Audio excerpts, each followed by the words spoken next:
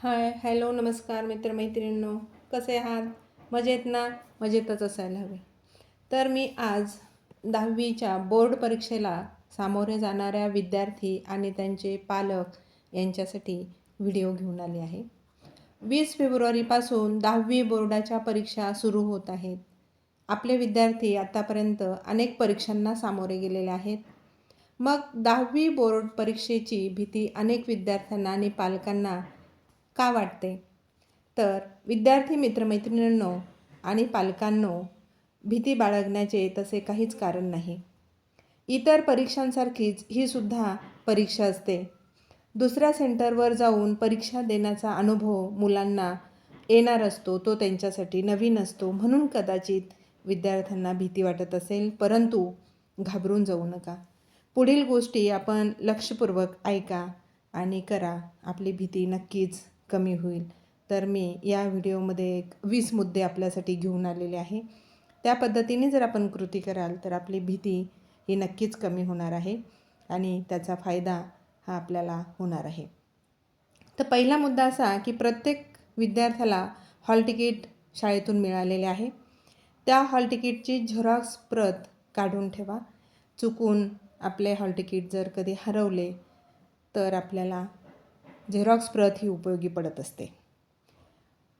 पुढचा मुद्दा असा आहे की हॉल तिकीटवर परीक्षेचे टाईम टेबल दिलेले आहे. कोणता पेपर किती तारखेला कोणत्या वेळेला आहे हे सविस्तर दिलेले आहे. तर हे वेळापत्रक आपण सर्वांनी कॅलेंडरवर लिहून ठेवायचे आहे की जेणेकरून ते आपल्या डोळ्यासमोर राहील. कोणता पेपर कधी आहे हे आपल्या लक्षात राहील. पुढचा मुद्दा आहे हॉल तिकीटवर विद्यार्थ्यांचे सेंटर दिलेले आहे. परीक्षेच्या 1-2 दिवस आधी हे सेंटर नक्की पाहून या. ते कोठे आहे, आपल्या घरापासून जाण्या येण्याची सुविधा कशी आहे, अंतर किती आहे, जाण्या येण्यासाठी किती वेळ लागणार आहे, या सर्व गोष्टी काळजीपूर्वक पाहून घ्या.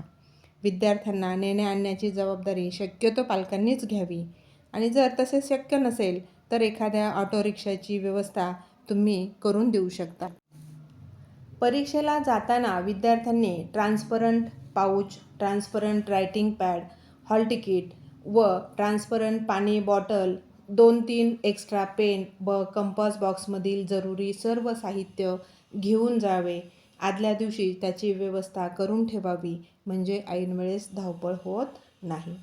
पुढील मुद्दा म्हणजे परीक्षेच्या काळात बाहेरचे खाणे विद्यार्थ्यांनी कटाक्षाने टाळावे. ऐनवेळेस आजारी पडल्यास आपल्या वर्षभराची मेहनत वाया जाते. त्यामुळे ताणतणाव निर्माण होतो. बाहेरचे कोणतेही फास्ट फूड, कोल्ड ड्रिंक, बाहेरचे पाणी इत्यादी गोष्टींचा वापर हा कटाक्षाने टाळायचा आहे. कारण आता वातावरणात सुद्धा बदल होत आहे आणि आजारी पडण्याची जास्त शक्यता असते. म्हणून अशा गोष्टी आपण पाळायच्या आहेत. पुढील मुद्दा परीक्षेला जाताना विद्यार्थ्यांनी रिकाम्या पोटी जाऊ नये.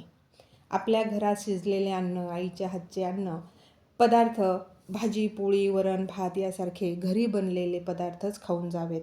रिकाम्या पोटी आपला मेंदू काम करत नाही, आपली स्मरणशक्ती कमी होते. म्हणून आपण रिकाम्या पोटी परीक्षेला जायचं नाही. पालकांनी विशेषतः विद्यार्थ्यांच्या आयांनी ही काळजी घ्या की आपला पाल्य काहीतरी खाऊन मगच परीक्षेला जाईल. पुढील मुद्दा म्हणजे परीक्षेच्या आदल्या रात्री जागरण करू नये. अनेक विद्यार्थ्यांना आदल्या रात्री जागरण करण्याची सवय असते. एका रात्रीत अभ्यास कधीही पूर्ण होत नसतो. ऐन वेळेस आपण सगळाच अभ्यासक्रम जर पाहत बसलो तर अधिकच गोंधळ उडतो. म्हणून आदल्या रात्री जागरण करायचं नाही. पुरेशी झोप घेणं हे अतिशय गरजेचं आहे.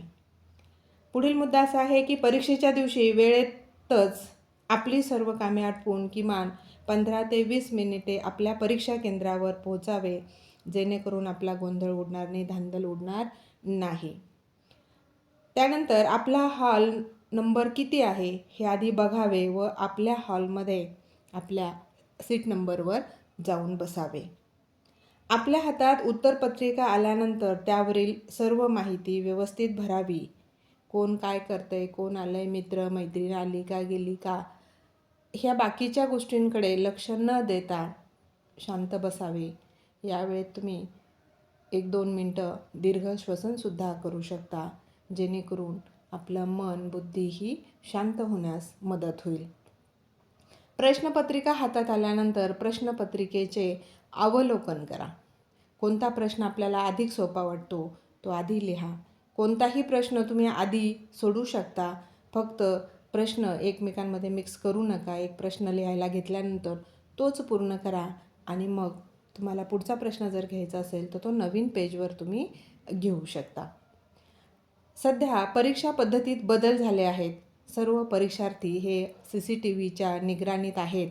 त्यामुळे आपली उत्तरपत्रिका प्रश्नपत्रिका एकमेकांना देऊ नका, कॉपी करू नका. 10वीच्या परीक्षा ह्या फार सोप्या असतात. छोटासा अभ्यासक्रम असतो. वर्षभर त्याचीच आवृत्ती शाळेत करून घेतलेली असते. तर अशा प्रकारे कोणताही गैरमार्ग न अवलंबता तुम्ही आनंदाने परीक्षेला सामोरे जा. सर्व 10वी बोर्ड परीक्षेला जाणाऱ्या विद्यार्थ्यांना खूप खूप शुभेच्छा. आणि मित्रमैत्रिणींनो, या व्हिडिओचा तुम्हाला नक्कीच फायदा होणार आहे. तर या गोष्टी आपण कटाक्षाने पाळा आणि